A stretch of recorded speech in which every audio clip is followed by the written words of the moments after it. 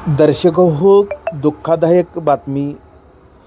मोहोळमध्ये काळाचा घाला भरधाव टेम्पोने 2 विद्यार्थ्यांना चिरडले. प्रज्ञा आणि स्नेहलचा दुर्दैवी अंत. मोहोळ तालुक्यातील काळजाचा थरकाप उडवणारी घटना समोर आली आहे. कॉलेजला जात असताना 2 विद्यार्थ्यांना भरधाव टेम्पोने धडक दिल्याने दोघांचाही जागीच मृत्यू झाला आहे. या घटनेमुळे मोहोळसह तांबोळे आणि नजीक पिपरी परिसरामध्ये शोकाकुळ परिस्थिती निर्माण झाली आहे. तांबोळे येथील प्रज्ञा कोकाटे आणि नजीक पिपरी येथील स्नेहल वाघमोडे या दोघेही आज सकाळी 7:30 वाजताच्या दरम्यान दुचाकीवरून कॉलेजला निघाल्या होत्या.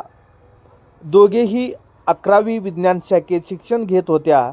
नजीक पिपरीच्या हद्दीसमोर येणाऱ्या MS-13 EP 0019 क्रमांकाच्या टेम्पोने त्यांच्या दुचाकीला जोरदार धडक दिल्याने अपघात इतका भीषण होता की प्रज्ञा कोकाटेचा जागीच मृत्यू झाला, तर स्नेहल वाघमोडे गंभीर जखमी झाली. तिला तातडीने सोलापूर येथील उपचारास हलवण्यात आले होतं, मात्र उपचार सुरू असताना तिचाही मृत्यू झाला. एका क्षणात 2 हसती खेळती कुटुंब उद्ध्वस्त झाली आहेत.